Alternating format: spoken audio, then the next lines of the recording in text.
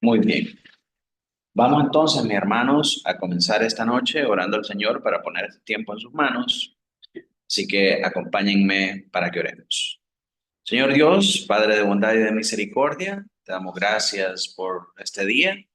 Gracias, Señor, por las hermosas bendiciones que de tu mano recibimos. Gracias, Señor, por permitirnos una vez más poder dedicar este tiempo para el estudio de tu palabra, Señor. Pedimos, Padre, que puedas hacer por medio de tu Espíritu Santo que podamos entender estas cosas, que podamos aplicarlas a nuestras vidas y que el conocimiento de esta verdad, Señor, nos lleve a consagrarnos más para ti, a vivir para tu gloria, Señor, y que tú seas exaltado en cada uno de nosotros, en nuestras vidas, Señor, en nuestras acciones. En el nombre de Jesús. Amén y amén. Bien, mis hermanos, entonces estamos estudiando las siete trompetas, que es la sección que compone Apocalipsis 8 a Apocalipsis 11.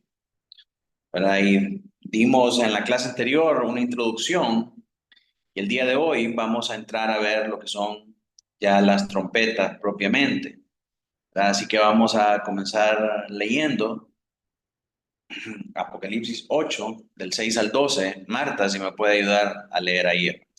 Dice Apocalipsis 6, 8, 16. Y los siete ángeles que tenían las siete trompetas se dispusieron a tocarlas. El primer ángel tocó la trompeta y hubo granizo y fuego mezclado con sangre, que fueron lanzados sobre la tierra.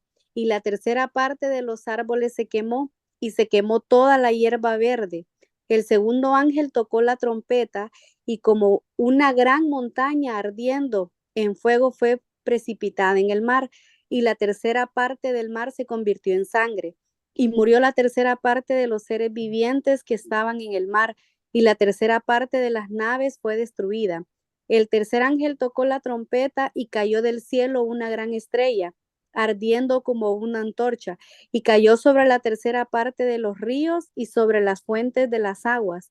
Y el nombre de la estrella es Ajenjo, y la tercera parte de las aguas se convirtió en ajenjo, y muchos hombres murieron a causa de esas aguas, porque se hicieron amargas. El cuarto ángel tocó la trompeta y fue herida la tercera parte del sol y la tercera parte de la luna y la tercera parte de las estrellas para que se oscureciese la tercera parte de ellos y no hubiese luz en la tercera parte del día y asimismo de la noche. Amén. Vimos varias cosas al dar la introducción hacia este capítulo 8, versículo 6 hasta el 12, y vamos a recapitular algunas de las cosas que dijimos en la lección pasada. En primer lugar, este verso 6 retoma de donde se quedó el verso 2, introduciendo y hablando un poco más acerca de lo que son estos siete ángeles con las siete trompetas. El verso 2 de este capítulo 8 los menciona solamente, pero de ahí viene una interrupción abrupta y no volvemos a saber acerca de ellos hasta que eh, venimos aquí a este verso número 6. Entonces, en este verso 6 en adelante, vamos a comenzar a desarrollar cada una de los ángeles que tienen las trompetas y cada una de las trompetas para que sepamos nosotros de qué es lo que estamos hablando.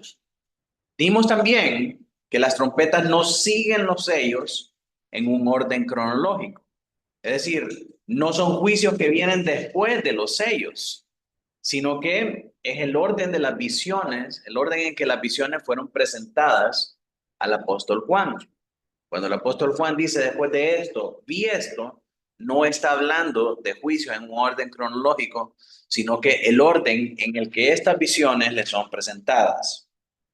Otra de las cosas que vimos es que las trompetas describen los mismos juicios en el mismo periodo de tiempo presentado en los sellos. Es decir, de lo mismo de lo que hablan los sellos, es lo mismo de lo que hablan las trompetas, solo que visto desde una perspectiva diferente.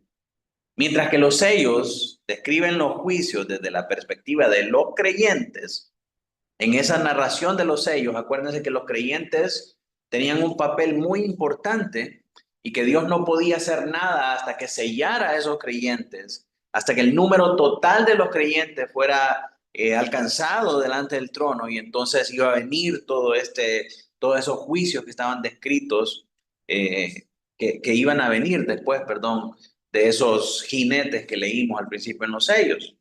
Entonces, mientras que los sellos representan la perspectiva de los juicios desde los creyentes, ahora las trompetas describen esos mismos juicios, pero desde la perspectiva de los incrédulos, dentro y fuera de la iglesia visible. Es decir, congregaciones concretas donde hay hermanos que manifiestan la gloria de Dios en medio de ellos, ¿verdad? Aún en medio de esas iglesias visibles hay personas incrédulas. No todos los que van a la iglesia son creyentes, ¿verdad? Entonces, estos juicios aplican y son vistos desde la perspectiva de los incrédulos, el sufrimiento que van a tener estos incrédulos, tanto dentro de la iglesia como fuera de la iglesia visible. Las trompetas se asemejan a algunas pruebas presentadas en los sellos, pero su propósito principal es traer castigo. Mientras allá era probar la fe de los creyentes, ¿verdad? Y que la fe de los creyentes iba a ser guardada porque fueron sellados. Aquí se mira específicamente el castigo de esos incrédulos y el sufrimiento, ¿verdad? De estos incrédulos y de la tierra y todo lo que es objeto del juicio de Dios. Entonces, esas son algunas de las cosas que dijimos acerca de estos juicios de las trompetas, y también hablamos que tienen eh, un estrecho paralelo con las plagas de Egipto, ¿verdad? Son muy parecidos en su desarrollo a las plagas que se presentaron en Egipto. ¿Para qué? Para traer juicio sobre los egipcios, para traer juicio sobre Faraón, para liberar al pueblo de Dios. Entonces, en cierto sentido, estos juicios son una especie de éxodo espiritual para los creyentes, para que podamos abandonar esta tierra, este Egipto, ¿verdad? Y que podamos ir hacia la patria celestial, que es la Nueva Jerusalén. Entonces, miremos la primera trompeta. Dice Apocalipsis 8:6, es ahí, no es 7. El primer ángel tocó la trompeta y hubo granizo y fuego mezclado con sangre, que fueron lanzados sobre la tierra, y la tercera parte de los árboles se quemó, y se quemó toda la hierba verde. Miremos de qué es de lo que trata esta primera trompeta. Esta primera trompeta sigue, como dijimos, el modelo de la plaga egipcia de granizo y fuego. Miren lo que dice en Éxodo 9, del 23 al 26. Mauro, si me ayuda a leer. Y Moisés extendió su vara hacia el cielo, y Jehová hizo tronar y granizar, y el fuego se descargó sobre la tierra, y Jehová hizo llover granizo sobre la tierra de Egipto. Hubo pues granizo y fuego mezclado con el granizo, tan grande cual nunca hubo en toda la tierra de Egipto desde que fue habitada. Y aquel granizo hirió a toda la tierra de Egipto, todo lo que estaba en el campo, así hombres como bestias. Asimismo, destrozó el granizo toda la hierba del campo y desgamó todos los árboles del país. Solamente en la tierra de Gosén, estaban los hijos de Israel, no hubo granizo. Entonces vemos el paralelo, ¿verdad? Con lo que Apocalipsis nos está diciendo. Cayó granizo, cayó fuego, 3 partes de los árboles de la tierra se quemó, 3 árboles de la hierba verde se quemó, y el Señor en el capítulo de los sellos vimos que asegura a sus creyentes de la misma manera que en Egipto asegura a su pueblo en la tierra de Gosén. Entonces hay un estricto paralelo entre una cosa y la otra, con la diferencia de que este juicio que se narra en las trompetas afecta a toda la tierra, mientras que el juicio de las plagas de Egipto era solamente para Egipto. Así que, en cierto sentido, es un juicio universal, a diferencia de Egipto, ¿verdad? Miremos los simbolismos que encontramos aquí en esta en este pasaje. La tercera parte de la tierra y la tercera parte de los árboles. ¿A qué se refiere eso? Se refiere a partes de la tierra, no toda su totalidad, ¿verdad? No es que agarramos la tierra y exactamente 3 partes, es decir, tantos miles de kilómetros cuadrados fueron los que se quemaron, no está hablando en términos exactos. Recordamos que cuando vemos estos números en Apocalipsis, no podemos definirnos como números exactos, sino que está hablando en sentido figurado. Así que se refiere a una parte de la tierra, ¿verdad? No necesariamente la tercera parte, sino que está hablando de un pedazo. Eso es lo que él quiere, pues, transmitir. Estas partes en referencia tienen que ver con el desabastecimiento del alimento.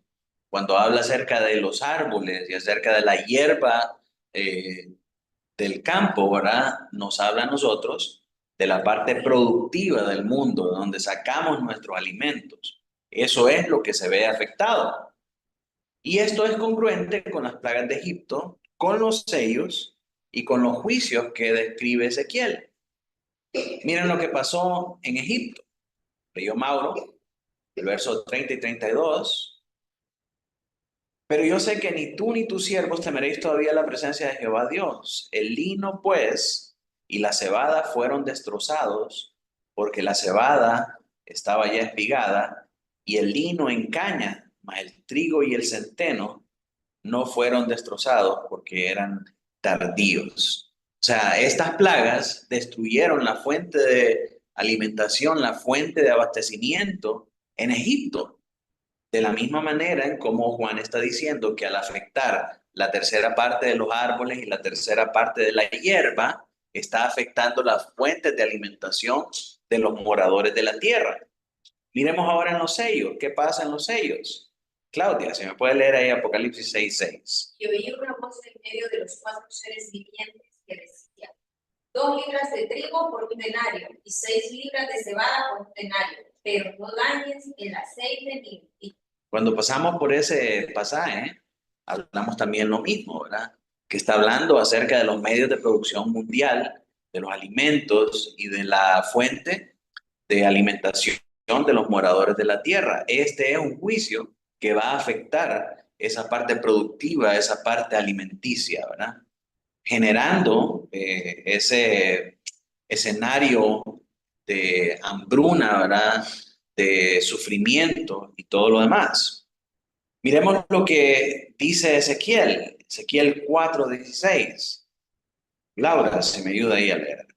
Me dijo luego: hijo de hombre, he aquí quebrantaré el sustento del pan en Jerusalén, y comerán el pan por peso y con angustia, y beberán el agua por medida y con espanto. Esta profecía de Ezequiel, hermanos, es bien tremenda, porque está diciendo el Señor que va a traer juicio sobre Israel, y una de las maneras en las que va a traer sufrimiento es por medio de la hambruna. Y cuando leemos en contexto esa profecía, hermanos, ahí es terriblemente espantosa, porque el Señor le dice a Ezequiel que tenía que cocer la comida en estiércol, ¿verdad? En desechos humanos, pero que le permitía cocerla en estiércol de animales, ¿verdad? Entonces es una cosa horrorosa. Mira lo que dice Ezequiel 5:2, hermano Noé. Una tercera parte quemarás a fuego en medio de la ciudad, cuando se cumplan los días del asedio, y tomarás una tercera parte y la cortarás con espada alrededor de la ciudad.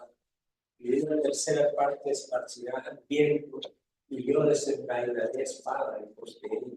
Entonces el lenguaje que usa Ezequiel es bien parecido al lenguaje que está utilizando Juan con esta primera trompeta. Menciona nuevamente las terceras partes, ¿verdad? Y menciona también que el fuego iba a consumir eso, pero lo que habla acerca de que va a consumir el fuego es en relación a los alimentos. No podemos descontextualizar la profecía de Ezequiel 5 del capítulo anterior, que está hablando de ese juicio de racionamiento y desabastecimiento de alimentos. Entonces, cuando el fuego venga, va a quemar esas fuentes de producción y esas fuentes de alimento. Y en el verso 12, hermana Carlota. Una tercera parte de ti morirá de pestilencia y será consumida de hambre en medio de ti. Y una tercera parte caerá a espada alrededor de ti. Y una tercera parte esparciré a todos los vientos. Y tras ellos desenvainaré espada. Entonces vemos que sigue, se reitera una y otra vez, ¿verdad? La tercera parte y la tercera parte y la tercera parte, para referirse a una porción de población, a una porción de medios productivos que va a ser sujeto a este juicio, que va a crear una hambruna, que va a crear un desabastecimiento y que va a crear una crisis alimentaria. El fuego es un símbolo que representa el juicio. Así como el fuego arde en el altar de Dios, leímos en el versículo 2 de este capítulo 8. Así los juicios que están pasando acá salen del altar de Dios, salen de la presencia de Dios para traer castigo y para traer juicio a los moradores de la tierra. El fuego es representado en esta profecía de Ezequiel como un juicio de hambre, ¿verdad? En contexto, cuando leemos Ezequiel 4, Ezequiel 5, estamos viendo que ese fuego que Dios manda es un juicio por el hambre. Consume las fuentes de producción y las fuentes de alimento. Entonces, de eso nos habla la primera trompeta. Vemos que el primer ángel tocó la primera trompeta y ¿qué pasó? Llovió granizo con fuego y ese fuego y granizo consumió la tercera parte de los árboles, la tercera parte de la hierba del campo. Entonces, cuando leemos eso y relacionamos el Antiguo Testamento con el fuego y con esas terceras partes, nosotros sabemos que ese es un juicio de Dios por hambre aquí en la tierra. Y ¿cuál era el primer caballo, verdad? El primer jinete en Apocalipsis era un jinete que traía precisamente eso. No era el primero, no recuerdo si era el segundo o el tercero, pero uno de los jinetes era precisamente esa hambruna y esa pestilencia y ¿cómo se llama? Ese juicio por hambre del que está hablando acá. Entonces vemos una relación directa entre todo eso. El juicio de las trompetas, con esta primera trompeta que llueve fuego y granizo, y es un juicio por hambre, tiene una relación con la plaga del fuego y del granizo en Éxodo, tiene una relación con el jinete que iba a traer hambre sobre la tierra, y también su lenguaje pertenece a esa profecía de Ezequiel que habla acerca de lo mismo. Entonces no hay ninguna razón para nosotros para pensar que cuando leemos acerca de esta trompeta que trae fuego y granizo, que se refiera a otra cosa, lejos de lo que la Escritura nos demuestra a nosotros, ¿verdad?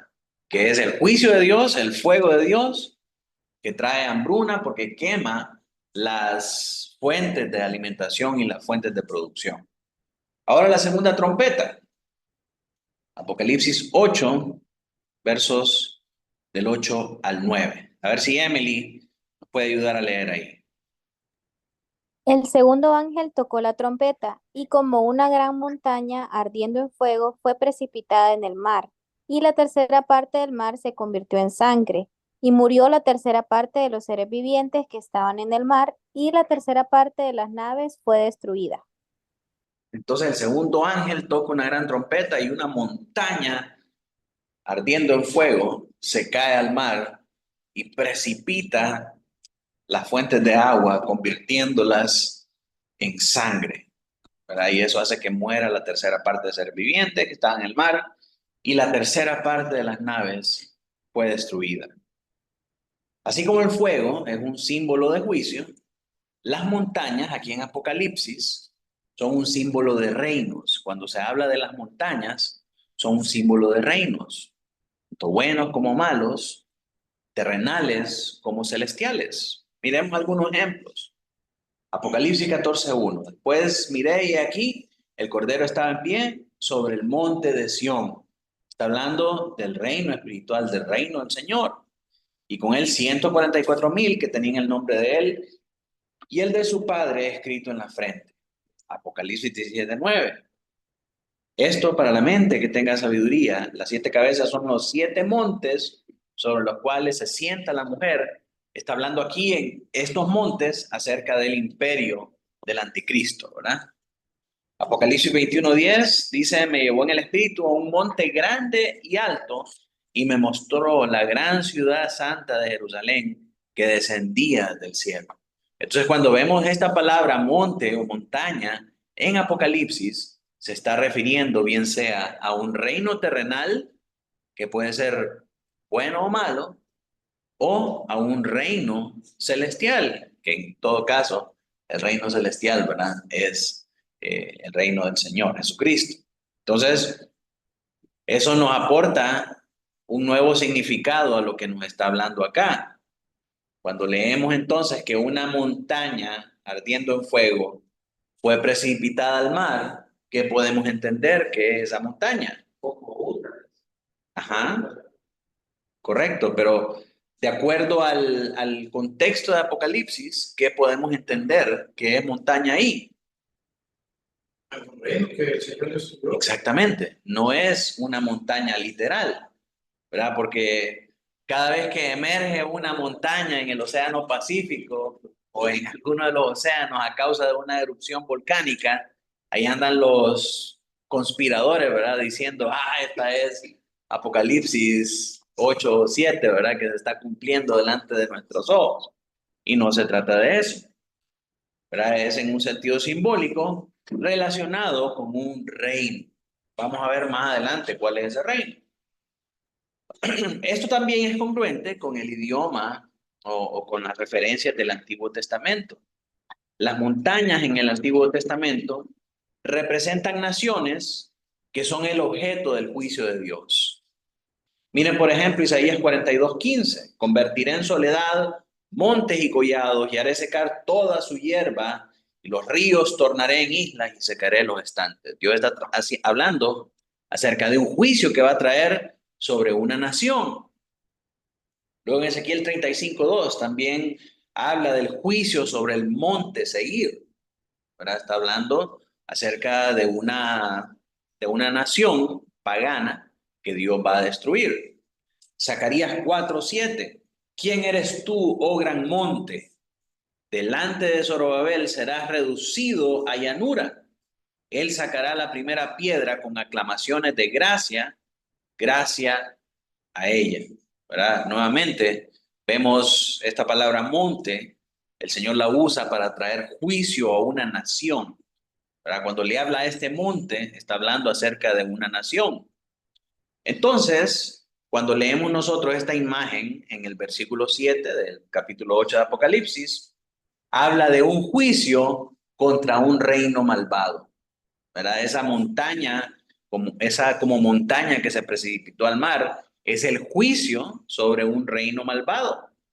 Jeremías habla de Babilonia como una montaña destructora que va a ser quemada por el fuego. Así dice Jeremías 51:25. Y más adelante, en los versos 64 y 63 y 64, de ese mismo capítulo de Jeremías, dice que se hundirá en el mar para no volver a levantarse. Entonces, seguimos hablando de juicios. El Señor va a traer juicios y esos juicios van a traer una hambruna. Luego el Señor va a juzgar un reino malvado y ese juicio también va a traer un hecatombe sobre el mundo. Ahora, cuando habla acerca del mar convertido en sangre, dice que la tercera parte del mar se convierte en sangre. Y esa es una referencia directa a las plagas de Egipto. Cuando leemos las plagas de Egipto, vemos que eso mismo pasó. Mauro, si puedes leer ahí. Y Moisés y Aarón hicieron como Jehová lo mandó, y alzando la vara, golpeó las aguas que había en el río, en presencia de Faraón y de sus siervos. Todas las aguas que había en el río se convirtieron en sangre. Asimismo, los peces que había en el río murieron, y el río se corrompió, tanto que los egipcios no podían beber de él. Hubo sangre por toda la tierra de Egipto. Bien, entonces lo que pasó con este juicio es que una gran fuente de riqueza, de comercio, de alimentación y de salud de los egipcios fue afectada, de modo que ellos estuvieron en crisis. El río Nilo, ¿verdad?, que era su principal fuente de comunicación, de comercio y de todas las cosas, fue convertido en sangre y eso trajo serias repercusiones sobre todos los egipcios. Entonces, lo que vemos que está pasando acá en Apocalipsis es una versión global de este mismo juicio, de esta misma plaga que afecta nuevamente las fuentes de producción, las fuentes de alimento y las fuentes de comercio de todo el mundo. Y es en parte juicio sobre un reino malvado. A diferencia de Egipto, esto no solamente afecta a los animales marinos, sino que también a los humanos. Y eso está implícito en esta cláusula. La tercera parte de los barcos fue destruida. O sea, hay una implicación ahí para la vida humana cuando nos habla acerca de la tercera parte de los barcos que fue destruida. Miremos de qué se trata eso, porque no se refiere, como dicen algunos, a la cantidad de barcos destruidos entre la Primera Guerra Mundial y la Segunda Guerra Mundial. Hay muchos pastores, ¿verdad?, que dicen que ese juicio comenzó con la Primera y la Segunda Guerra Mundial respectivamente, y por la cantidad de navíos que se destruyeron en esos tiempos, es una clara referencia y un cumplimiento a estos barcos destruidos acá por este juicio de las trompetas. Tenía la tarea de investigar cuántos barcos habían sido, y en la Guerra Mundial fueron alrededor de 5.200, mientras que en la Segunda Guerra Mundial fueron alrededor de 4.800. O sea, estamos hablando de casi de 10.000 embarcaciones. Pero cuando ponemos eso en perspectiva de cuántas embarcaciones hay en el mundo, realmente no es ni siquiera significativo estadísticamente. Solo barcos pesqueros hay alrededor de 4.7 millones. Barcos deportivos hay otros 4 millones. Cuando vemos las naves militares, hay alrededor de 8.000. Entonces, realmente, el que se han destruido 10.000 naves entre la Primera Guerra Mundial y la Segunda Guerra Mundial no es algo que sea significativo como para quien diga la tercera parte de los barcos fue destruido, ¿verdad? Entonces, obviamente, una vez más, ese pasaje no se refiere a barcos literales, ¿verdad? No podemos interpretarlo de esa manera, sino que es una referencia a otra cosa, es una alusión a la destrucción de las fuentes de alimentos que son representadas por el comercio marino, tanto para Egipto a través del Nilo, como para el mundo entero por vía marítima. Cuando vemos algunas representaciones del antiguo Egipto, ¿verdad?, vemos que ellos usaban el Nilo para transportar mercadería, para la pesca, para la comunicación entre un lugar y otro, ¿verdad?, y para intercambiar bienes. Al ser contaminado, eso pone en serios aprietos a la población egipcia, ¿verdad?, y trae obviamente una crisis alimentaria y productiva. Y esta es una imagen que nos muestra algunos de los cementerios de barcos, ¿verdad?, producto de la Segunda Guerra Mundial. Pero obviamente estamos hablando de fuentes de producción, no estamos hablando de navíos. Entonces, la segunda trompeta suena, ¿y qué pasa? Una montaña es precipitada hacia el mar, contamina el agua, y eso trae la muerte de la tercera parte de los seres vivientes en el mar y el colapso de la tercera parte de las embarcaciones del mar, ¿verdad? Cuando hablamos de esto, hablamos de la misma crisis de hambruna, la misma crisis de falta de medios de producción que es producto del juicio que el Señor está trayendo sobre la tierra. Entonces, la tercera trompeta. Entonces vemos, ¿verdad?, que aquí cae del cielo una estrella y esta estrella hace grandes estragos. Nuevamente, hay una contaminación a los ríos y a las fuentes de agua. Y dice que el nombre de esa estrella es Ajenjo. La tercera parte de las aguas se convirtió en Ajenjo y muchos hombres murieron a causa de esas aguas porque se hicieron amargas. Entonces, venimos viendo ese juicio, venimos viendo la misma consecuencia, venimos viendo la misma situación, una contaminación a las fuentes productivas, a las fuentes de vida, como parte del juicio de Dios sobre los malvados. Pero esa estrella que se refería. Ahorita vamos a ver, porque para muchos es un cometa que se llama Wormwood, es el cometa Apophis, ¿verdad? Que fue nombrado así por el dios egipcio de la destrucción y que le han puesto el nombre de Ajenjo, Wormwood en inglés.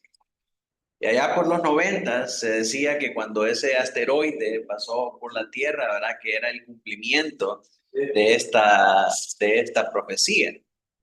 Realmente, si nosotros tomamos literalmente esta profecía que se habla aquí en Apocalipsis 8, el que una estrella, y lo dijimos con los sellos, pero el que una estrella caiga aquí en la tierra es ni siquiera para contarlo, ¿verdad? Es una destrucción masiva. No cabe en la tierra, sí, correcto. Y si dijéramos, bueno, entonces la interpretación de esto es el asteroide Apophis, que es un poco más pequeño, ¿verdad? Pasa todos los años por la Tierra y todos los años dictaminan que es la destrucción, ¿verdad? Pasó en el 2012, luego están diciendo que va a ser en el 2029 y después están diciendo que va a ser en el 2068. Entonces, si fuera eso, ya no se cumplió, ¿verdad? Fue una profecía fallida. Entonces, con esta tercera trompeta, el juicio del hambre parece continuar. Una estrella ardiente cae del cielo y contamina la tercera parte de los ríos y los manantiales de agua. La presencia del fuego continúa la idea interior del hambre, mientras que el tema del agua no potable refuerza también el juicio de la segunda trompeta.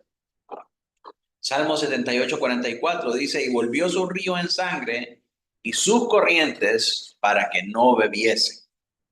¿Qué significa esto? La gran estrella, hablemos de esa estrella.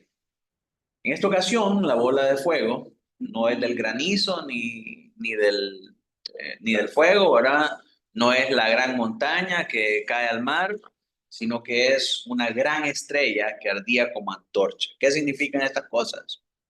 La estrella, como en otras partes de Apocalipsis, es un ser angelical que a menudo representa a una persona o un reino celestial. Cuando miramos la palabra estrella en Apocalipsis, se refiere a un ángel, se refiere a una persona, se refiere a un reino celestial, terrenal, perdón. Entonces, miremos Apocalipsis 1:20, mire lo que dice. El misterio de las 7 estrellas que has visto en mi diestra y de los 7 candeleros de oro. Las 7 estrellas son los ángeles de las 7 iglesias. Los 7 candeleros que has visto son las 7 iglesias. ¿Verdad? Entonces, estrella se relaciona con ángeles acá, que son los mensajeros de Dios encargados de esa estrella, de esa iglesia. ¿Verdad? En el caso de Apocalipsis 1:20. Apocalipsis 22:16. Yo, Jesús, he enviado mi ángel para daros testimonio de estas cosas en la iglesia. Yo, la raíz y el linaje de David, la estrella resplandeciente de la mañana. El Señor Jesús se identifica como esa estrella resplandeciente de la mañana, ¿verdad? Entonces, la palabra estrella nos conecta inmediatamente con un ser celestial, ¿verdad? Puede ser un ángel, como en el caso de Apocalipsis 1:20, con una persona, ¿verdad? Porque también esos ángeles de esas 7, esos mensajeros, ¿verdad? Eran las personas encargadas de esas 7 iglesias, o también puede ser con un reino terrenal. Así que la imagen parece indicar el juicio de un ángel que representa a las personas pecadoras. Este tipo de juicio continúa a lo largo de la historia y culmina con el juicio final en el regreso del Señor Jesucristo. Miremos también lo que significan las estrellas en el Antiguo Testamento. Cuando hablamos de las estrellas, ¿a qué nos referimos? Esta imagen se remonta primero a Isaías 14, del 12 al 15, donde el ángel guardián de Babilonia es representado con una estrella que es arrojada del cielo a un pozo. Hermana Laura, si me puede ayudar a leer ahí.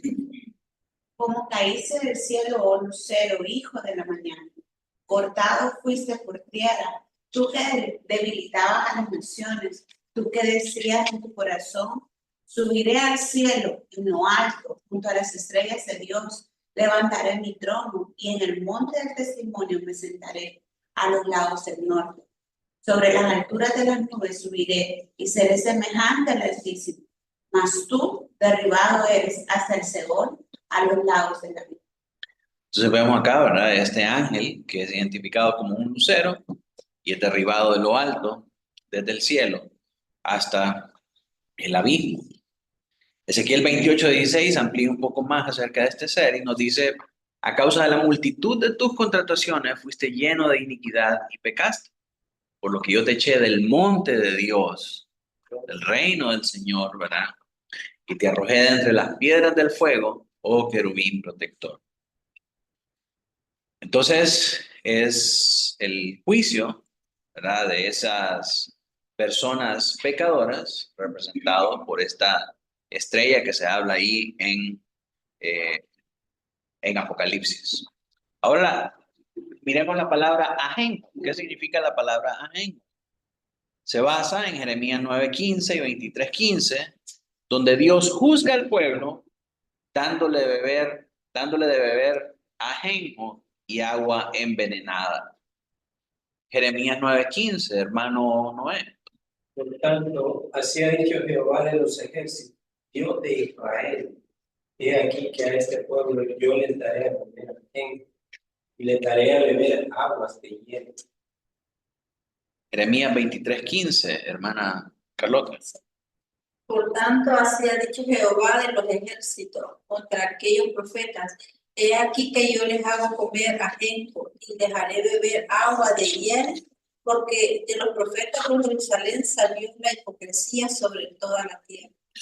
Sí, entonces este ajenjo no es el nombre de la estrella, ¿verdad? No es el nombre de un cometa, sino que hace referencia a estas profecías en Jeremías que hablan acerca de esta amargura y acerca de este juicio, ¿verdad?, que el Señor traería sobre Israel. Entonces no se refiere al asteroide Apophis, que destruiría la Tierra en 2012, 2029, 2068, etcétera, y que fue bautizado con el nombre de Wormwood, que en español significa ajenjo.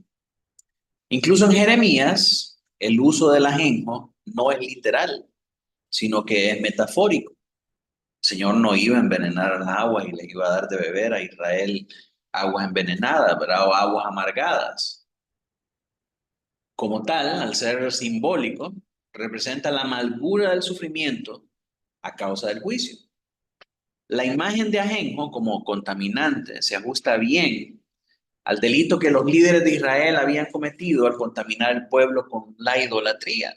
Y de eso nos hablan estas profecías. Este es el libro del doctor Thomas Horn, ¿verdad?, que habla acerca de la profecía de este asteroide Apophis, y en gran parte él ha sido uno de los promotores de esta mala enseñanza, ¿verdad?, de esta mala interpretación acerca de este elemento. Y vamos a ver que en el Antiguo Testamento hay muchas instancias donde se habla del ajenjo y precisamente en el mismo contexto, para hablar de la amargura del sufrimiento a causa del juicio de Dios. El ajenjo es una hierba amarga que contamina el agua al entrar en contacto con ella. Y se menciona en diferentes lugares, de nuevo, para simbolizar lo mismo que en Jeremías.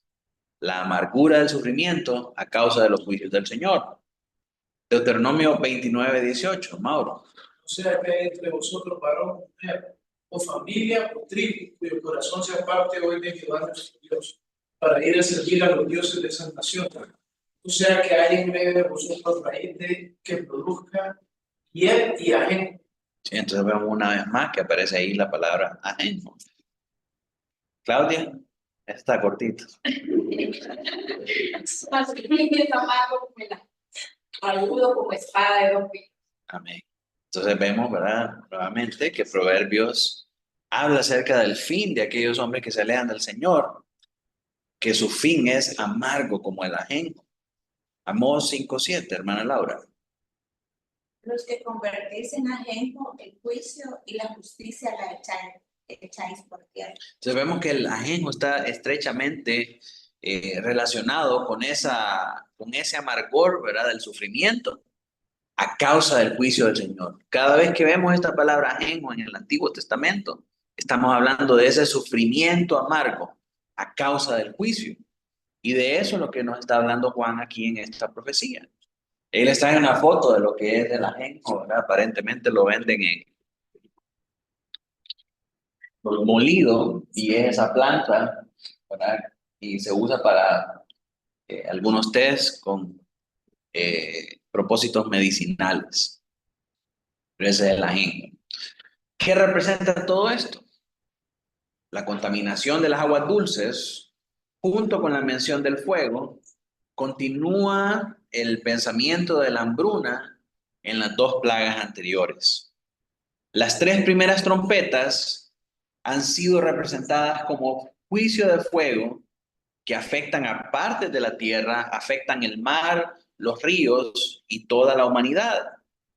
Después de eso viene la cuarta trompeta, que continúa el tema de los ayes anteriores, pero no se refiere específicamente al hambre.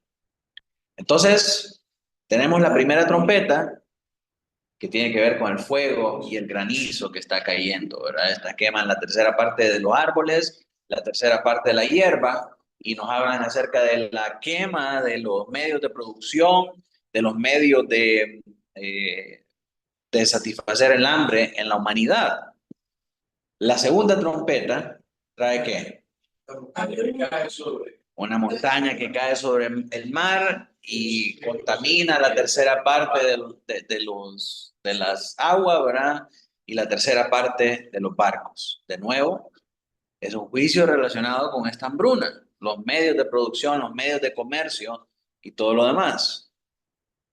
La tercera trompeta, estrella que cae en la tierra, ¿verdad? Nuevamente el Señor juzgando a los moradores de la tierra, representados como este reino malvado, ¿verdad?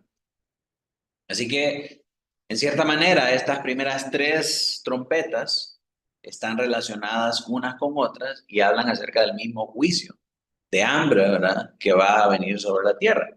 Cada una describiendo una parte diferente de ese mismo juicio. Ahora la cuarta trompeta. ¿Qué dice la cuarta trompeta? Apocalipsis 8:12. El cuarto ángel tocó la trompeta y fue herida la tercera parte del sol, la tercera parte de la luna y la tercera parte de las estrellas, para que se oscureciese la tercera parte de ellas y no hubiese luz en la tercera parte del día y así mismo de la noche. Cuando leímos el sexto sello, el Apocalipsis 6, perdón, vimos que también esto es un elemento que estaba presente en este juicio de los sellos.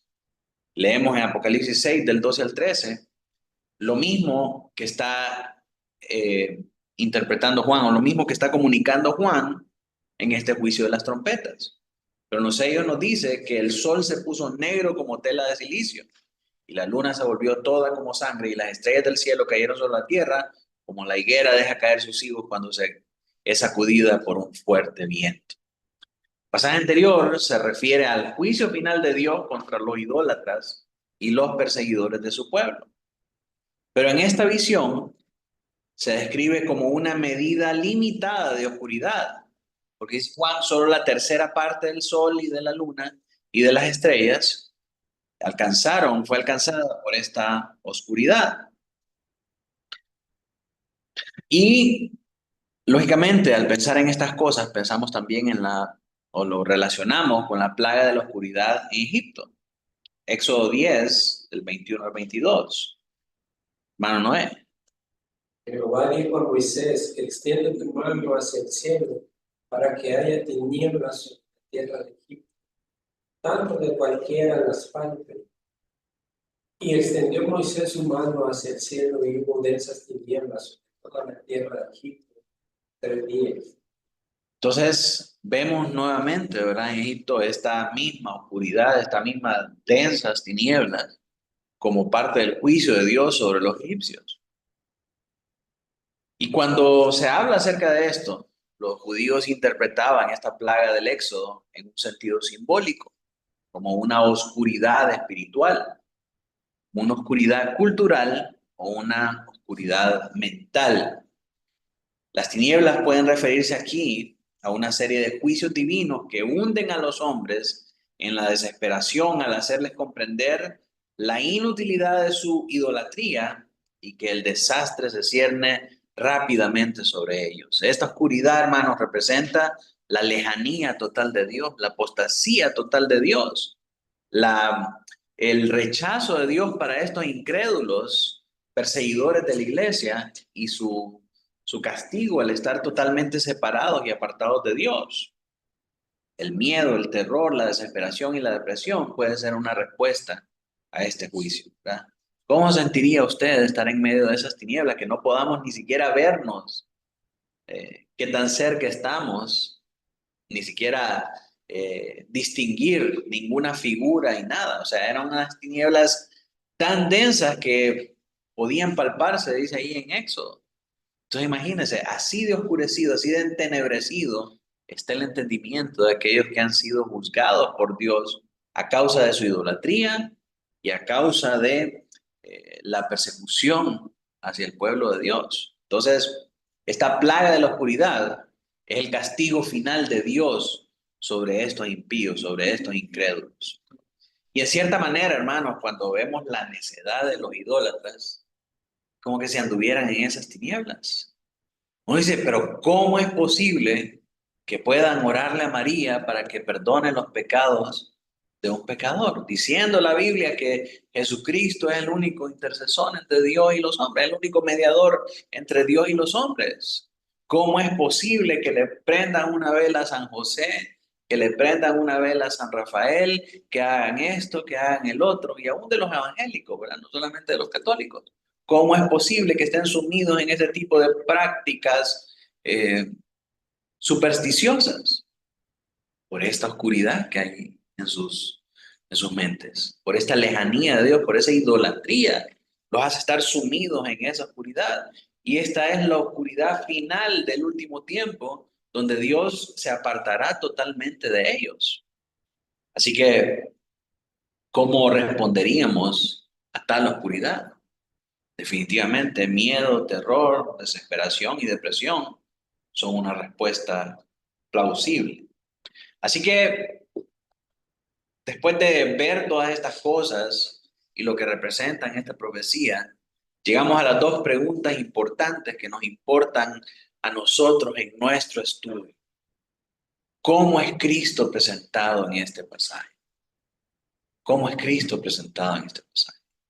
¿Qué piensan ustedes, hermanos? ¿Cómo este pasaje, cómo estas trompetas nos presentan al Señor Jesucristo y a Dios? Trayendo juicio, ¿verdad? ¿Sí? Como un juez santo, ¿verdad? Que demuestra su poder. Un rey soberano y omnipotente que gobierna sobre todas las cosas, celestiales y terrenales, visibles e invisibles, buenas y malas. No hay nada que escape de su poder y su poder es terrible al momento de traer juicio. Él dará a su tiempo a cada una de sus criaturas su justa retribución. A los malvados su castigo y a los hijos su galardón, librándonos de todas las angustias del presente siglo malo. Cuando pensamos en estas cosas, hermanos, Muchos cristianos piensan que los eventos que ocurren en la historia son teológicas o espiritualmente neutrales. Ah, no, esto no tiene neutrales, sí, ah, no, esto no tiene importancia, esto no tiene nada que ver con Dios ni con la iglesia, ¿verdad?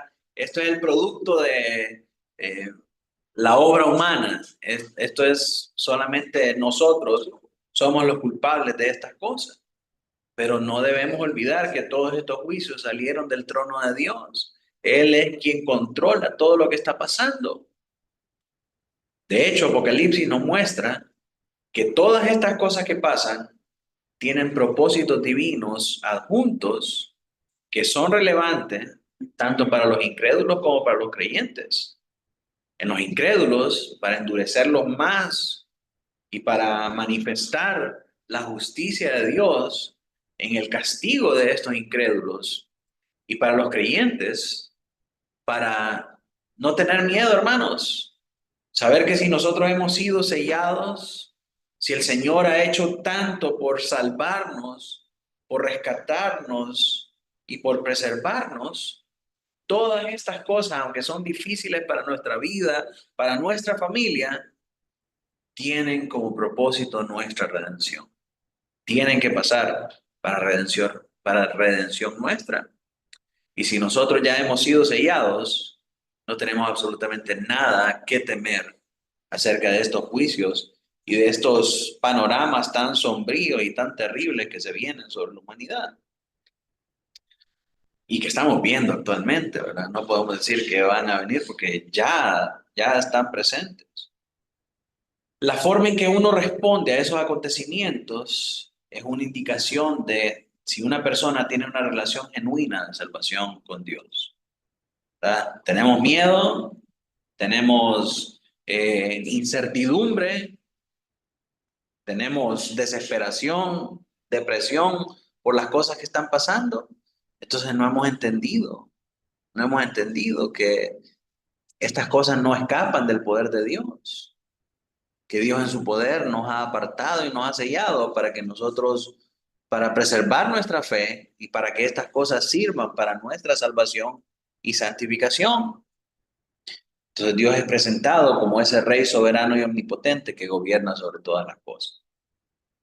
La segunda pregunta es cómo trae esto consuelo a los cristianos en todas las épocas.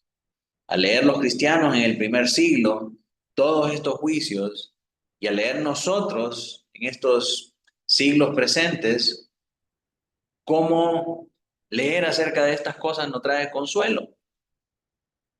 La cuarta trompeta es el clímax lógico y el punto de énfasis de esta primera serie de 4 trompetas, ya que expresa el pensamiento subyacente de las 3 primeras, el juicio de Dios sobre los malvados. Es un emblema de la separación espiritual de Dios del incrédulo que ha sido endurecido. Las tinieblas son figurativas y se refieren a todos los acontecimientos que han sido divinamente ordenados. Recordar a los perseguidores de la iglesia y a los que dentro de la iglesia se alinean con la cultura idólatra, que su idolatría es vana y que están separados del Dios vivo y que ya están sufriendo de una forma inicial este juicio. En contraste con nosotros los creyentes, nuestra fe ha sido protegida al ser sellados del daño dirigido a la tierra, mar y los árboles. Entonces, ¿de qué manera nos trae consuelo? Nos recuerda cuál es el fin de todos esos incrédulos que endurecen su corazón. ¿Verdad? Como creyentes, al leer estas cosas y al saber que estas cosas tan terribles vienen para aquellos que están endurecidos, debemos ser inclinados y debemos ser llamados a entregarnos al Señor, a rendir nuestra voluntad y a pedirle que nos guarde y que nos preserve de todo mal. No debemos actuar como los incrédulos, endureciendo nuestro corazón hacia las verdades que ya sabemos y alineando nuestra mente con culturas idólatras, alineando nuestra mente con prácticas idólatras, porque este es el final de todos estos incrédulos. Entonces, mis hermanos, la manera en cómo esto nos da consuelo es que si nosotros, viendo estas cosas, buscamos al Señor, nos rendimos al Señor y le pedimos que seamos guardados, Él ha dicho que Él va a sellar a sus escogidos, los va a guardar de todas estas cosas y los va a preservar. En cambio, a los incrédulos va a traer este castigo y estas horrendas situaciones que van a pasar en la tierra. Entonces, quiero llamarlos a esa exhortación que hace el Señor en la Biblia, ¿verdad? Cuando dice, si oyereis hoy mi voz, no endurezcáis vuestros corazones como en el día de la provocación. En el día de la provocación en Masá, lo que hizo el pueblo de Israel es cuestionar a Dios y decir, para esto nos sacó de Egipto, para hacernos morir. El Señor se enfureció muchísimo con el pueblo a causa de esa situación. Entonces, mis hermanos, no seamos nosotros como ese pueblo incrédulo, que después de haber visto los milagros de Dios, después de haber visto a Dios obrar con mano poderosa, abrir el mar rojo, hacerlos pasar y ahogar a sus perseguidores y a sus enemigos, ahora que estamos al otro lado del mar rojo, ahora que ya vimos su providencia, ahora que ya palpamos su salvación, no estemos cuestionando, para esto nos salvó Dios, para eso nos sacó de allá, para hacernos morir en el desierto. No, mis hermanos, a que el Señor llamó, Él lo perseverará hasta el día final. Y esa es nuestra máxima esperanza. Así que con esto terminamos, mis hermanos, con esta sección de las primeras 4 trompetas. En nuestra próxima clase vamos a ver la introducción a la 5ª y 6ª trompeta. En el verso, este verso 13 es un verso pivote que hace un cambio entre una serie y otra. Y vamos a ver también la 5ª trompeta. Así que por hoy vamos a terminar. Voy a pedirle a hermano Noé que pueda despedirnos en oración. Señor y Padre, te damos gracias en esta noche por estudiar un poco más acerca de este libro bendito del Apocalipsis, que nos da consuelo y esperanza, tanto en el tiempo presente, así como en el futuro. Nosotros conocemos por su palabra, Señor, cómo termina. Y eso debe ser una inspiración y una motivación para perseverar, Señor, hasta el día final, siendo fieles, Señor, delante de ti, progresando en nuestra santificación, Señor, en esta madre cristiana, para heredar, Señor, el reino venidero consumado y ver tu justa retribución contra tus enemigos y adversarios, aquellos que han perseguido, Señor, a tu pueblo por causa tuya, Padre, donde tú, Señor, con brazo firme, Señor, con juez poderoso detrás de Jesucristo, porque tú eres digno y mereces toda la gloria. Que tu iglesia, Señor, sea hallada, esa iglesia sin mancha, sin arruga. Somos nosotros, Padre, que lo hace a través de tu obra santificadora, preparándonos para ese día glorioso. Damos gracias, Señor, por tu palabra que llena nuestro ser, Señor, nuestra mente. Llévanos con bien a nuestros hogares, Señor. Sigamos gozando